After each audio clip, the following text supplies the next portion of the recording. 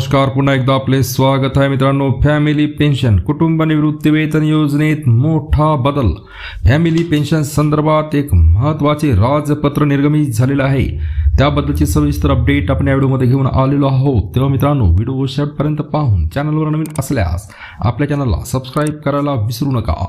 भारताच्या संविधानाच्या अनुच्छेद क्रमांक 309 च्या परंतु 91 प्रदान करण्यात आलेल्या अधिकारांचा वापर करून महाराष्ट्राचे राज्यपाल महाराष्ट्र नागरिक सेवानिवृत्ती वेतन नियम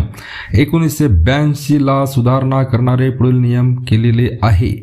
महाराष्ट्र नागरिक सेवा निवृत्ती वेतन नियम 1982 यांच्या नियम 116 मधील पोट नियम 5 मध्ये खंड 3 ऐवजी पुढील खंड 6 दाखल करण्यात आलेले आहे। अविवाहित मुलीच्या बाबतीत मानसिक किंवा शारीरिक विकलांगता असलेल्या मुली व्यतिरिक्त ती 24 वर्ष वयाची होईपर्यंत किंवा तिचा विवाह होईपर्यंत यापैकी जे अगोदर घडेल तोपर्यंत, अथवा विधवा किंवा घटस्फोटित असलेल्या व ती स्वतःची उपजीविका करत नाही अशा मुलींच्या बाबतीत पुढील प्रमाणे बदल करण्यात आलेला आहे। शासकीय कर्मचाऱ्यांच्या किंवा निवृत्ती वेतनधारकांच्या आणि त्यांच्या किंवा तिच्या जोडीदाराच्या मृत्यूपूर्वीच अस्तित्वात असलेली विकलांगता जेव्हा मयत शासकीय कर्मचारी किंवा निवृत्ती वेतनधारक त्यांच्या पश्चात खंड 1 किंवा खंड 2 किंवा खंड 3 अन्वये कुटुंब निवृत्ती वेतन मिळण्यास पात्र असलेली विधवा किंवा विधुर किंवा मुलगा किंवा मुलगी नसेल त्या बाबतीत कुटुंब निवृत्ती वेतनासाठी पात्र असलेली विधवा किंवा विधुर किंवा मुलगा किंवा मुलगी मृत पावली असेल तर विहित केलेल्या कुटुंब निवृत्ती वेतनास पात्र राहणार नसेल तर अविवाहित किंवा विधवा किंवा घटस्फोटित मुलीला 24 वर्ष वय पूर्ण झाल्यानंतर आयुष्यभरासाठी किंवा तिचा विवाह होईपर्यंत किंवा पुनर्विवाह होईपर्यंत किंवा तिने उपजीविकेस सुरुवात करेपर्यंत यापैकी जे अगोदर घडेल तोपर्यंत कुटुंब निवृत्ती वेतन मंजूर करण्यात येईल किंवा नियमितपणे प्रदेय होईल। महाराष्ट्र नागरिक सेवा निवृत्ती वेतन नियम नंबर 1 शेवटचे अपत्य वित वयाचे होईपर्यंत निर्धारित केलेल्या क्रमानुसार अपत्यांना पृथक कुटुंब निवृत्ती वेतन प्रदेय असेल। नंबर 2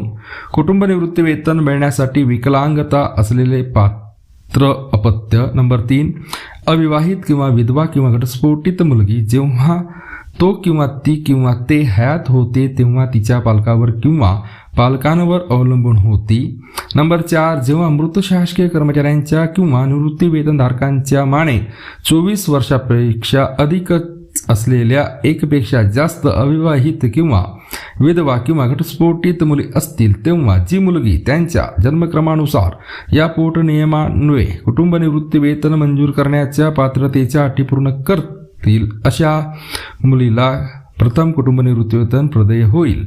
आणि शेवटचा 5वा आहे सर्वात मोठी मुलगी तिचा विवाह होईपर्यंत किंवा पुनर्विवाह होईपर्यंत किंवा ती उपजीविकेस सुरुवात करीपर्यंत यापैकी जे अगोदर घडेल तोपर्यंत कुटुंब निवृत्ती वेतनास हक्कदार असेल आणि सर्वात धाकटी मुलगी तिच्यापेक्षा मोठ्या असलेल्या मुलीचा विवाह झाल्यानंतर किंवा पुनर्विवाह झाल्यानंतर किंवा तिच्या उपजीविकेस सुरुवात केल्यानंतर किंवा मृत झाल्यानंतर कुटुंब निवृत्ती वेतनास पात्र होईल। 6वा आहे मित्रांनो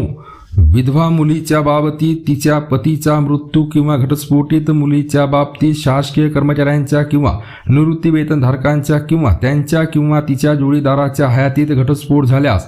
परंतु जर घटस्फोटाची कार्यवाही शासकीय कर्मचाऱ्यांच्या किंवा निवृत्ती वेतनधारकांच्या किंवा त्यांच्या किंवा तिच्या जोडीदाराच्या हयातीत सक्षम नसेल न्यायालयात दाखल